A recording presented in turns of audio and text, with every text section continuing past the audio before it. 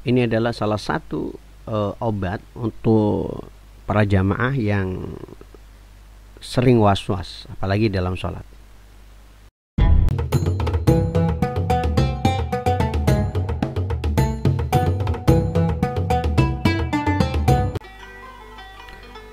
Bismillahirrahmanirrahim. Assalamualaikum warahmatullahi wabarakatuh.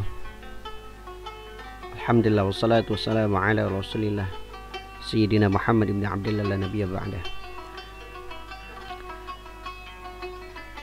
Ini ada salah satu amalan yang mungkin bisa dilakukan bagi setiap orang yang mengalami was-was setiap kali sholat, setiap kali dia takbiratul ihram terutama. Ini sering kali, bahkan ada di antara jamaah yang sering takbiratul ihramnya sampai berulang-ulang ya, karena mungkin ketidakyakinan bisa jadi, ataupun gangguan psikologi, ataupun juga karena kurangnya satu ilmu yang dia pelajari tentang hal-hal ibadah.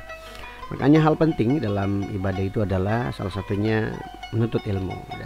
Sering-sering melihat kajian-kajian agama, entah itu seputar sholat, seputar fikih, dan ibadah-ibadah yang lain, agar kita tidak was-was dalam menjalani hidup. Ini salah satu was-was itu adalah sesuatu yang dipermainkan di dalam tubuh manusia dari syaitan. Jadi syaitan mempermainkan pikiran manusia melalui was-was itu sendiri. Seperti hal yang dikatakan oleh Syekh Muhammad bin Umar bin Nawawi Al-Jawi. Beliau mengatakan, wal waswasatu 'inda takbiratil ihram min tala'ami syaitan wa hiya tadullu ala khablin fil 'aqli aw jahlu fid din. Jadi was-was itu ketika takbiratul ihram merupakan permainan syaitan. Jadi setiap kali ada yang Allah, nggak jadi lagi, Allah, sampai usolnya berkali-kali. Kemudian was-was itu menunjukkan adanya gangguan pada akal. Kemudian jahlu fiddin, jadi adanya kebodohan tentang ilmu agama yang dia pelajari. Bisa jadi informasinya terlalu dikhawatirkan setiap kali dia melakukan ibadah, dan yang dia dengar adalah salah satu mungkin ilmu agama yang mungkin belum selesai dia kaji, kemudian menjadi was-was dalam tubuhnya, dalam pikirannya. Seperti yang dikatakan oleh Syekh Muhammad bin Umar bin Nawawi Al-Jawi dalam kitab Nihayatuz Zain yang tidak salah halaman 57. Ini salah satu faktor yang mendatangkan penyakit was-was itu menurut daripada Syekh Abdurrahman bin Umar Ba'alawi. Beliau menyatakan orang yang sering meludah itu biasanya was-wasnya tinggi. Dan ternyata diteliti oleh beberapa ulama, kemudian beberapa pakar juga, kalau sering meludah sembarangan ataupun sering meludah itu menandakan was-was. Biasanya ada yang was-was kebiasaan, jadi gangguan pikiran, terjadi gangguan pikiran karena mungkin entah produksi air liurnya itu selalu dibuang karena pemikirannya dia merasa ini kotor, ngeludah tuh, itu perasaan dia saja. Itu salah satunya menurut Syekh Abdurrahman bin Umar Al-Alawi. Jadi was-was itu salah satu faktornya adalah orang yang sering meludah. Jadi sehingga orang yang ingin was-was sembuh itu salah satunya bersiwak, dan ketika bersiwak air liurnya, bekas siwakannya itu tersebut ditelan.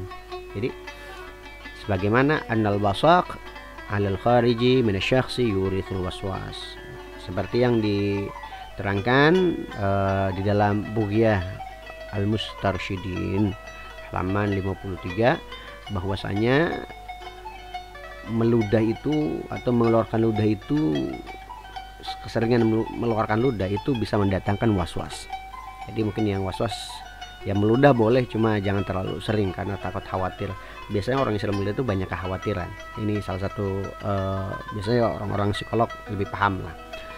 Kemudian Syekh Muhammad bin Umar An-Nawawi juga menyebutkan la yabla'u riqahu ba'dahu lima qila innahu yurithul waswas. Jadi tidak menelan air liur setelah bersiwak itu dapat mengundang was-was menurut satu pendapat ya. Jadi dalam kitab Nihayatuz Zain, jadi kalau kita bersiwak baiknya ditelan. Lalu bagaimana kalau sikat gigi? Ya, kalau sikat gigi kan itu deterjen wajib dibuang. Jadi ini khusus bersiwak saja. Jadi kadang ada orang menyamakan antara sikat gigi dengan siwak.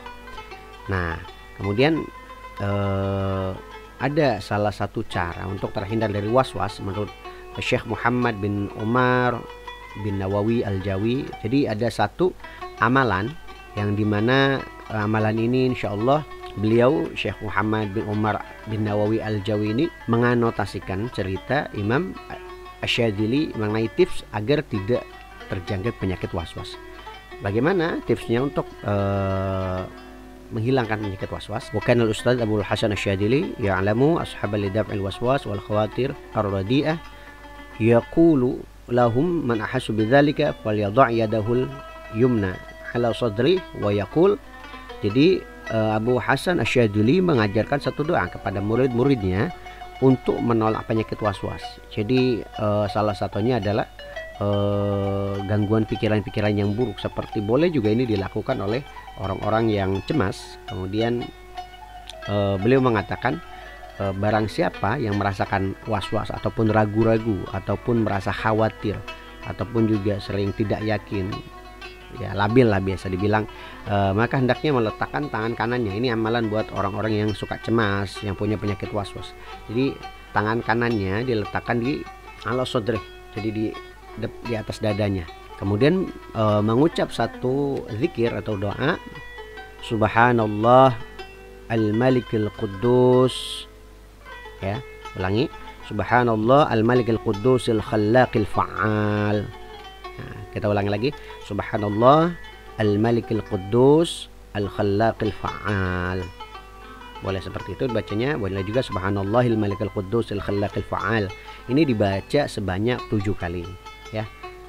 Kemudian setelah membaca doa itu sambil mengusap-usap dada, dibaca ayat surat Fatir ayat 16 dan 17. Jadi surat Fatir ayat 16 dan 17.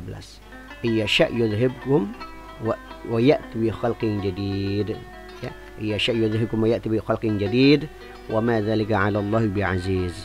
Jadi itu dibaca. Jadi untuk yang sering penyakit was-was boleh dibaca, ya. Seperti yang dikatakan di dalam kitab Nihayatuz Zain. Kalau mau sholat selalu was-was juga baca doa ini, ataupun juga orang yang sering gelisah itu juga baca doa ini, ataupun orang yang sering punya gejala anxiety disorder juga boleh baca doa ini, ataupun orang yang sering negative thinking juga baca, ataupun yang sering hatinya sakit hati juga boleh dibaca. Ini adalah salah satu doa yang insya Allah bisa membantu para jamaah untuk bisa diamalkan setiap hari. Mungkin silahkan, tadi di screen sudah diperlihatkan doanya, nanti tinggal diulang-ulang. Semoga kajian ini bisa bermanfaat. Wassalamualaikum warahmatullahi wabarakatuh.